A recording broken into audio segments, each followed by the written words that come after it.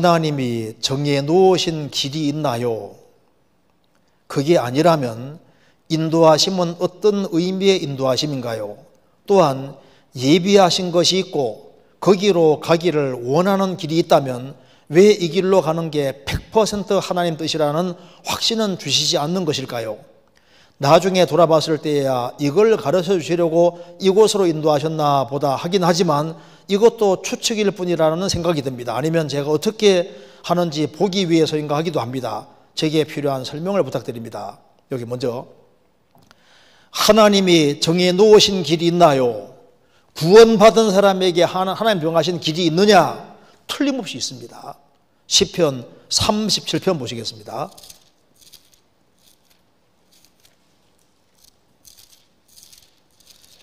시편 37편 23절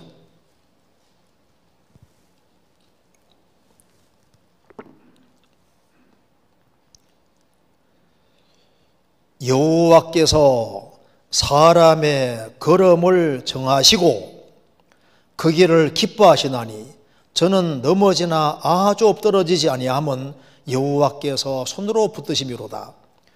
여호와께서 여기 사람이 구원받은 사람 말하는 겁니다. 구원받은 사람의 걸음을 정하시고 그 길을 기뻐하시려니 하시나니 정하신 길이 있어요.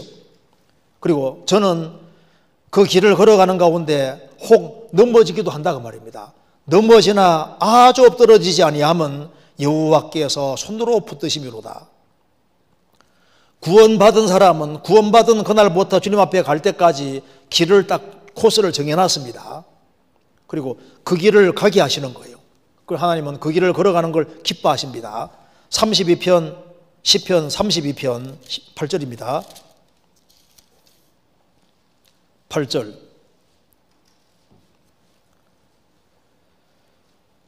내가 너의 갈 길을 가르쳐 보이고 너를 주목하여 훈계하리로다. 너희는 무지한 말이나 노새같이 되지 말지어다. 그것들은 자갈과 올레로 단속하지 아니하면 너희에게 가까이 오지 아니하리로다. 내가 너의 갈 길을 가르쳐 보이고 그 다음에 가는지 안 가는지 주목하시고 엉뚱한 길로 가면 그게 아니라고 훈계하셔서 그 길을 가게 만드신다 그 말입니다. 그러니 너희는 무지한 말이나 노새같이 되지 마라.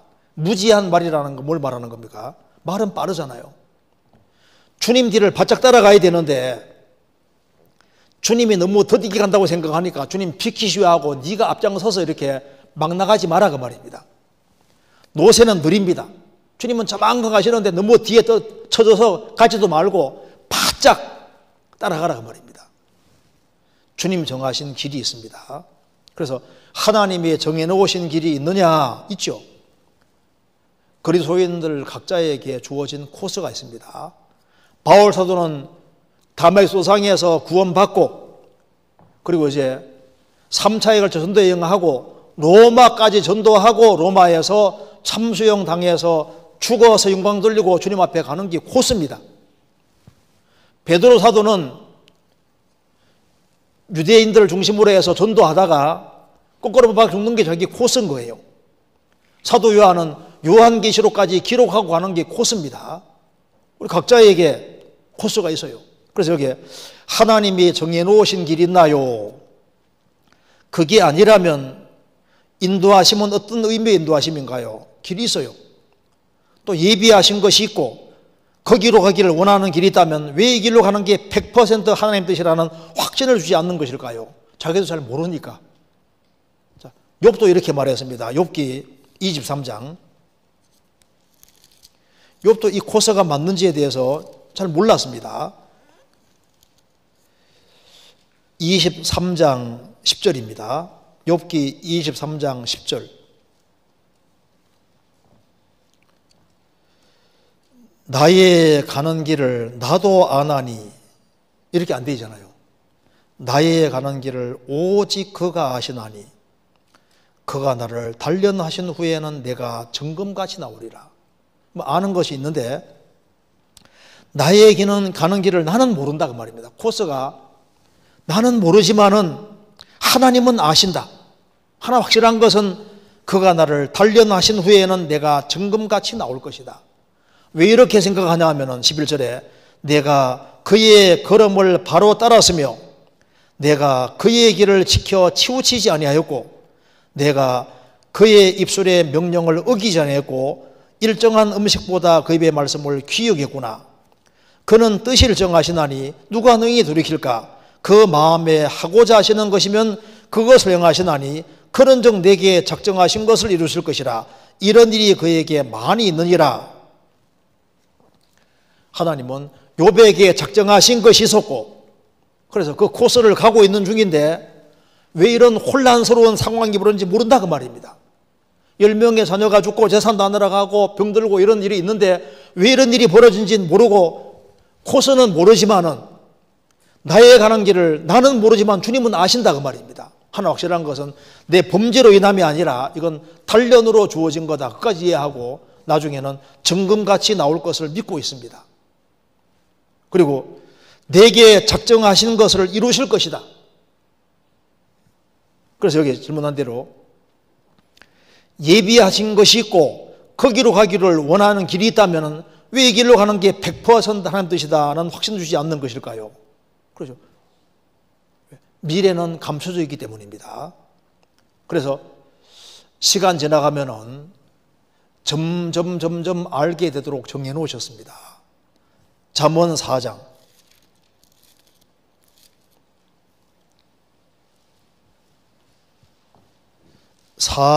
18절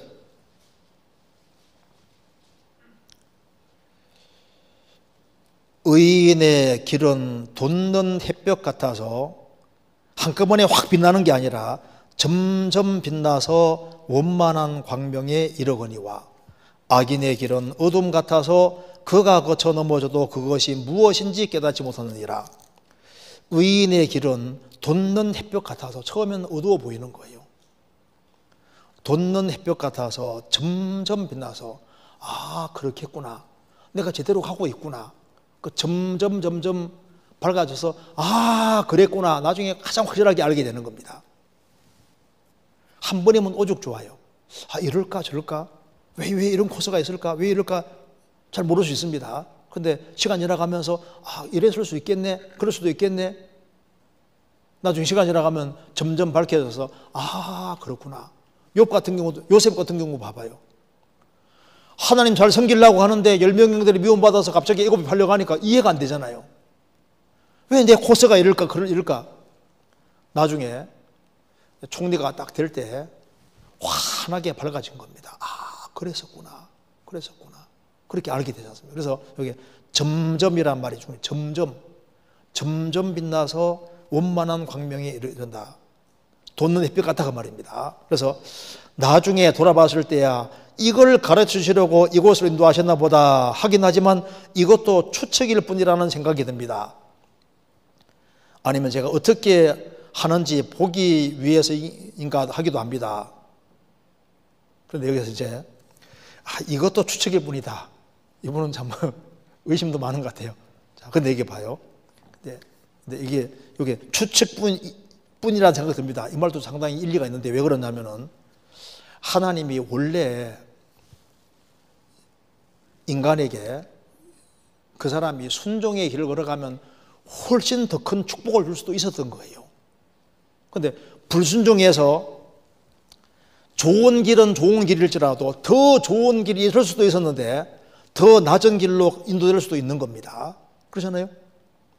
자녀가 처음 태어났을 때 얘가 말만 잘 들으면 하버드 대학 보내야 되겠다. 조금 시간 지나가니까 영 아닌 것 같아. 그러니까 서울대학 갔으면 좋겠다. 나중에 시간 지나가니까 영 안 되겠네. 아이고 지방대학으로 갔으면 좋겠다. 나중에는 그냥 집안에만 사고 안 치고 집안에 있으면 좋겠다. 줄어들 수 있잖아요. 하나님은 인간의 자유의지를 존중하십니다. 그래서 순종의 길을 걸어갔으면 훨씬 더 나은 길로 이끌 수도 있는 거예요. 그러니까 좋은 길이 있지만 더 좋은 길도 있을 수 있는 겁니다. 인도는 이끌어는 가시지만은 더 좋은 길로도 이끌을 수도 있었던 거예요. 이거 참 중요한 문제입니다. 성경 한번 찾아보시겠습니다. 예레미야 10장. 이거 잠깐 정리하는 게 필요하겠습니다. 예레미야 10장 23절.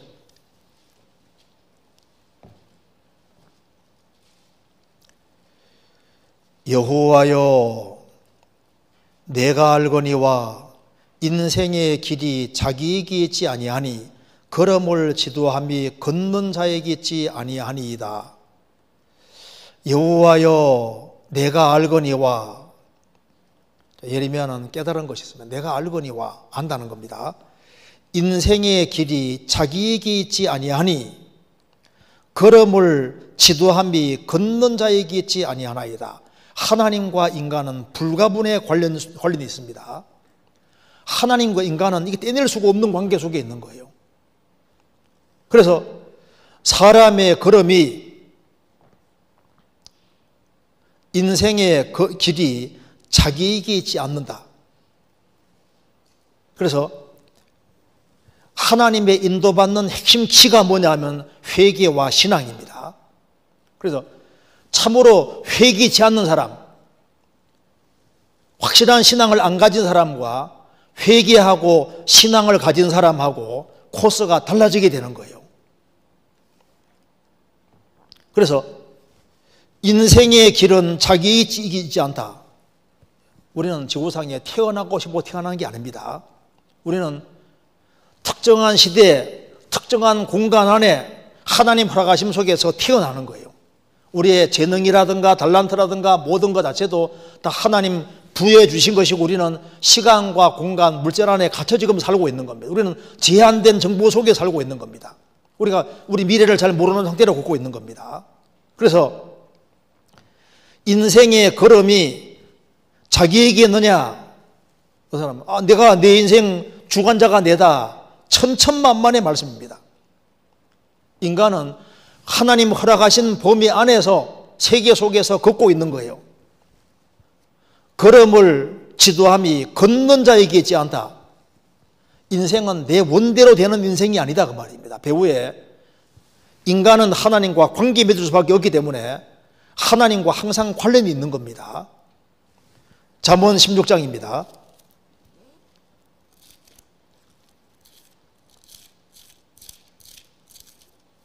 잠언 16장 9절.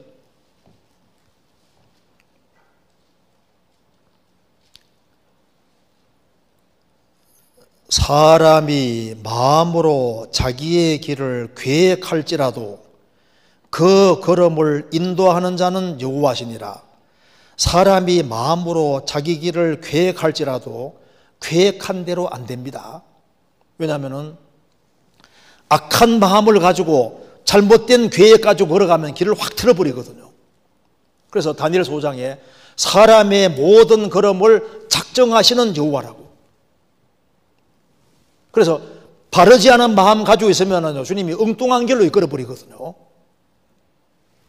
잠언 20장 24절.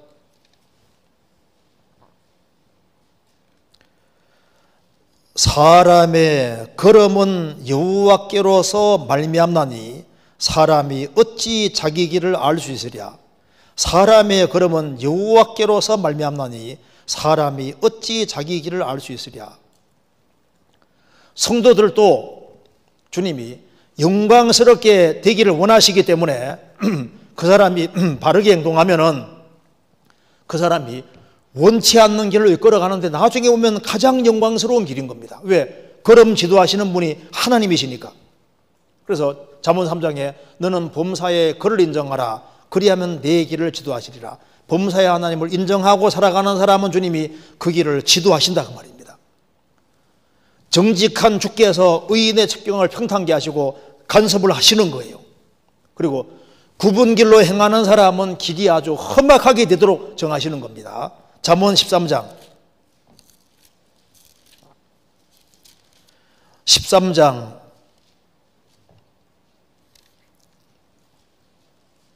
15절. 선한 지혜는 은혜를 베푸나 괴사한 자의 길은 험하니라.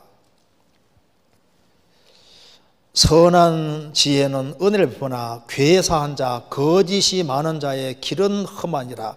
인생이 험악하게 되는 겁니다. 합당치 않게 행하는 사람은 길이 확 구부러집니다. 잠언 21장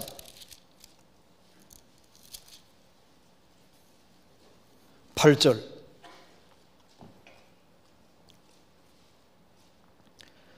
죄를 크게 범한 자의 길은 심히 구부러지고 깨끗한 자의 길은 곧으니라. 죄를 크게 범한 자의 길은 심히 구부러진다. 그러니까 인생의 걸음은 하나님과 불가분 관계 속에 있는 겁니다. 그래서 그 길을 하나님이 가지고 계시기 때문에 하나님 앞에서 바른 마음 가지고 생을 살아가면은 하나님께서 그 길을 이끌어 가시는데, 요셉도 하나님이 가장 영광스럽게 되는 길로 이끌어 가시잖아요. 한나도 참 그 마음에 너무나도 고통이 많았는데 주님이 하나님이 나중에 사무엘을 주시고 인생을 얼마나 영광스럽게 하셨습니까? 그러니까 인생의 걸음은 주장자가 하나님이신 것이 맞다 그 말입니다.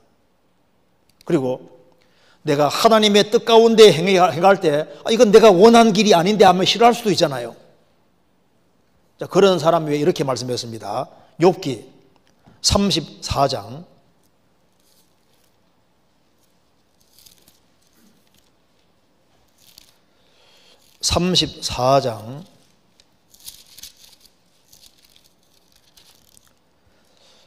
33절. 하나님이 내 뜻대로 갚으셔야 하겠다고 내가 그것을 싫어하느냐? 그러면 내가 스스로 택할 것이요 내가 할 것이 아니니 너는 아는 대로 말하라. 욥은 자기 생각한 것과 전혀 다른 코스로 인도가 되니까 마음이 너무 싫어하는 마음이 있었습니다. 내가 하나님 잘 섬기고 있는데 왜 이렇게 큰 고통 당해야 되냐고. 엘리후가 말합니다. 하나님이 너의 뜻대로 안 했다고 해서 너가 싫어하느냐? 그럼 너가 너의 인생길을 택해봐. 한번 아는 게 있으면 얘기해봐. 너가 이런 일이 안 벌어지는 것이 너 인생의 최선이었겠느냐? 이런 일이 벌어진 게 최선이었겠느냐? 욥에게 이런 엄청난 일이 벌어진 것이 인생의 최선입니다. 그래서 욥기가 기록되고 욥 때문에 얼마나 많은 사람이 좋은 영향을 받고 있잖아요. 너가 원하는 대로 안 했다고 싫어하느냐? 하나님이 욥을 가장 좋은 코스로 만드신 거예요. 구레네 사람 시몬이 예수님이 십자가 지고 가시는데 계속 여러 번 넘어지니까 로마 군병이 너 일로 와 해가지고 십자가를 대신 짊어지웠습니다. 억지로 십자가 지고 골고다산까지 갔는데 그 일 때문에 그 집안이 구원받은 것이 나오잖아요. 인생의 길에 갑자기 십자가 지오는 일이 있고 찾는 사람이니까 주님이 그런 길을 또 엮어버리는 거예요. 에티오피아에서 예루살렘까지 마차 타고 여행하는데 진리를 구하고 찾는 사람이니까 주님이 빌립 보내서 딱 만나게 해주시잖아요. 무시 진리를 구하고 찾는 마음이 있으니까 나오미와 만나게 해주시고 나중에 보아스 신랑이 되게 신부가 되게 해주시고 다윗 족보에 들어오게 하잖아요. 인생의 길이 자기에게 있는 게 아닙니다. 아합은 하나님 등지는 길을 택하니까 그는 완전 무장하고 전쟁터에 들어갔는데 솔기사에 화살이 맞아 결국 피 흘리고 죽잖아요. 인생은 자기 원대로 되는 게 아닙니다. 압살롬이 다윗을 배반해서 반역을 일으켰습니다. 나중에 노새 타고 전쟁터에 있다가 상수리 나무 가지에 머리가 다 걸리지 않습니까? 죽잖아요. 그렇게 죽을 줄은 몰랐습니다. 여기 질문하기를 나중에 알아봤을 때는 이걸 가르쳐 주시려고 이곳으로 인도하였나 보다. 하지만 이것도 추측일 뿐이라고 생각이 듭니다. 요셉에게 물은 뭐라 할까요? 자기 인생 코스가 추측이라고 할까요? 하나님의 인도하심이라고 할까요? 요셉은 틀림없이 말합니다. 이건 하나님의 인도하심이었다. 욥에게 물은 뭐라 했을까요? 욥은 틀림없이 하나님 정하신 코스입니다. 신앙의 경험이 있는 사람은 추측이 나중에 확신이 되는 겁니다. 그리고 하나님의 인도를 받았다 할지라도 그것이 최선은 아닐 수 있는 거예요. 왜? 잘하는 것도 있고 더 잘할 것도 있거든요. 더 순종했으면 주님이 더 크고 더 귀한 코스를 만들 수도 있었던 거라고요. 주님은 좋은 길로 인도해 주시는 건 맞지만은 더 좋은 길이 있을 수 있는 겁니다. 드로베나 드로보사 로마 16장에 좀 너희를 위해서 수고한 드로베나 드로보사, 보시는 많이 수고하고 사랑하는 보시라고 했습니다. 드로베나 드로보사가 최선이냐? 조금 더 분발했으면 그 앞에 사랑하는 이란 말이, 많이 사랑하는 그 말이 붙을 수도 있잖아요. 그렇잖아요. 주님은 구원받은 사람을 이끌어 가십니다. 이끌어 가시는데 누가 가장 잘 인도받았느냐? 그거는 주님 앞에 어떤 태도를 가지고 살았느냐, 얼만큼 헌신했느냐, 거기에 따라 차이가 있을 수 있습니다. 그래서 하나님은 구원받은 사람을 다 이끌어 가시고 나중에 천국 갔을 때 야, 하나님 다 도와주셨구나 이런 걸 압니다. 그런데 내가 더 좋은 코스로 인도받을 수도 있었을 텐데 그런 후회는 있을 수 있는 거예요. 주님은 축복해 주시지만은 분량에 따라 축복해 주시는 겁니다. 그리고 확신이라는 것은 신앙의 경험 속에서 조금 더 확신이 자꾸 생길 수 있는 거예요. 추측인 것이 나중에 세월이 지나가면 확신이 될 수도 있는 겁니다. 아, 이게 주님 뜻일까? 시간이 지나가면 그걸 알게 되는 거예요. 아, 주님이 왜 이렇게 하셨구나. 영영부를 나의 찬송 추가 인도하셨네. 주님이 이렇게 인도해 가시는 겁니다. 오늘 질문이 다른 질문도 있는데 오늘 여기까지 하도록 하고 또 다음에 하도록 하겠습니다. 같이 기도하시겠습니다. 자비로우신 우리 아버지 하나님, 저희들을 주의 보배로운 피로 구원해 주신 것을 감사합니다. 역사의 마지막 시대를 살아가는 저희들에게 주님이 더욱 굳건한 믿음을 주시고 또 주님 일을 잘 감당할 수 있도록 도와주시고 30배, 60배, 100배의 결실하는 귀한 인생이 되도록 도와주옵소서. 또 다음 시간 주의 거룩한 말씀께 부탁드립니다. 우리 구주 예수 그리스도 이름으로 기도하옵나이다. 아멘. 수고하셨습니다.